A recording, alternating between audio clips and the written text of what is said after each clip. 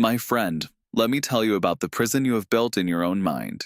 2,000 years ago, I observed the same affliction that plagues you today, the endless spiral of thoughts that leads nowhere but to paralysis and suffering. You wake at 3 in the morning, your mind racing through conversations from yesterday, scenarios for tomorrow, problems that may never come to pass. Sound familiar?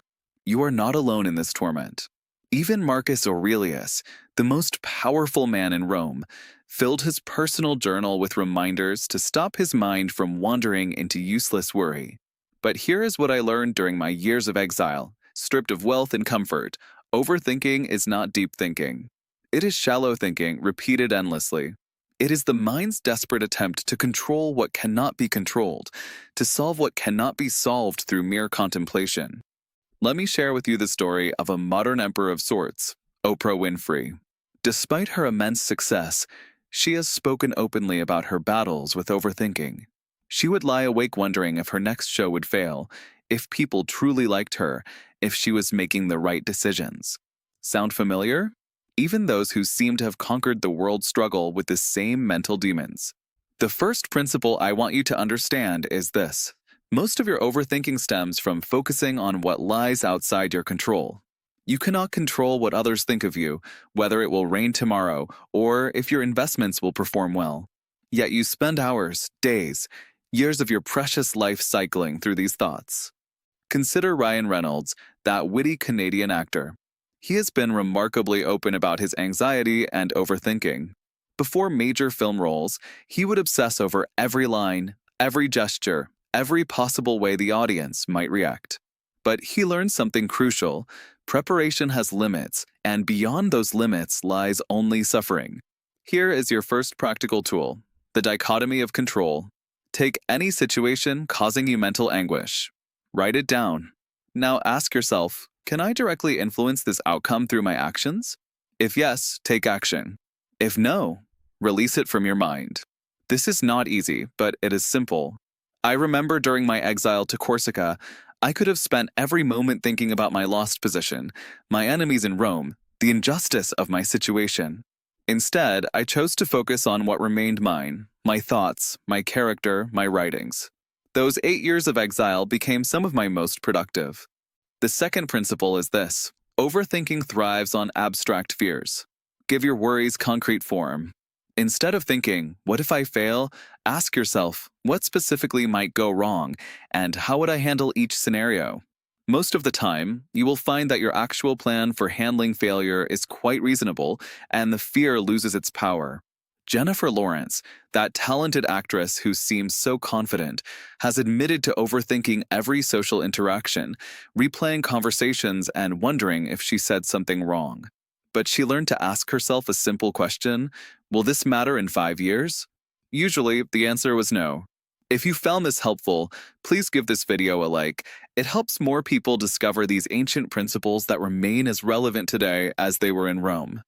The third principle addresses the root of much overthinking, the illusion that you can think your way to certainty. You cannot. Life is uncertain, and this is not a flaw to be fixed, but a feature to be accepted. The Stoic does not seek to eliminate uncertainty, but to remain calm within it. Tim Ferriss, that productivity expert, once shared how he used to overthink every business decision, running endless scenarios in his head. Then he discovered what he calls fear setting, a practice remarkably similar to what we Stoics call negative visualization. Instead of trying to avoid thinking about what could go wrong, deliberately imagine it. Plan for it. Then move forward anyway. Here is a practical exercise I want you to try tonight. Set aside 10 minutes for worry time. During this period, allow yourself to think through your concerns completely. Write them down. Make plans where possible. When the 10 minutes end, you are done worrying for the day. If anxious thoughts arise later, remind yourself that you have already given them proper attention. Barack Obama, during his presidency, implemented something similar.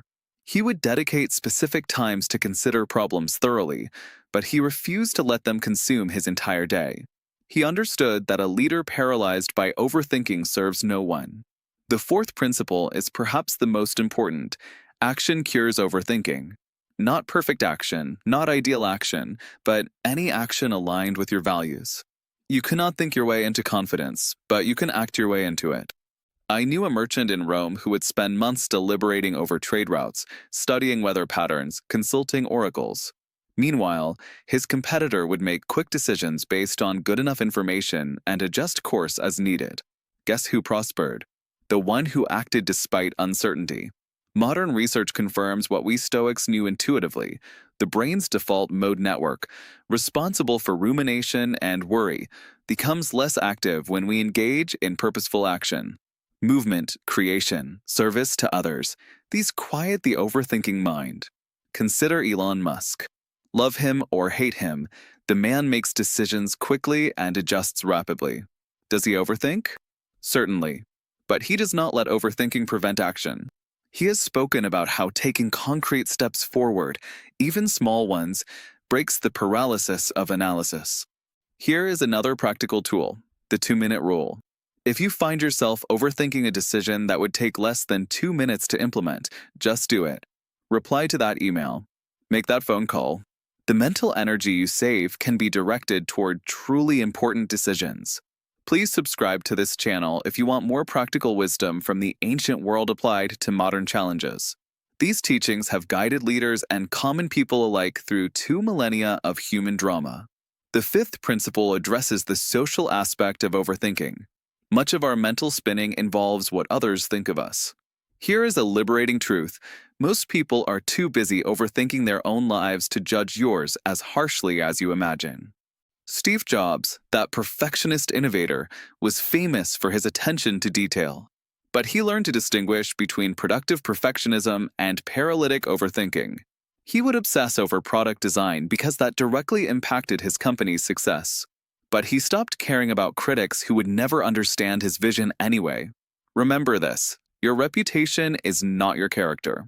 Your character lies in your actions, your choices, your response to adversity. These things remain entirely within your control, regardless of what others think or say. Here is a final practical exercise: keep a worry journal for 1 week. Each time you catch yourself overthinking, write down the specific worry and the time. At the week's end, review your entries. How many of your fears materialized? How many were worth the mental energy you invested? This simple practice will reveal the futility of most overthinking. The path forward is not to eliminate all thinking. Thoughtfulness and wisdom require reflection. The goal is to think deliberately rather than compulsively, to choose your mental focus rather than be enslaved by it. You have this power.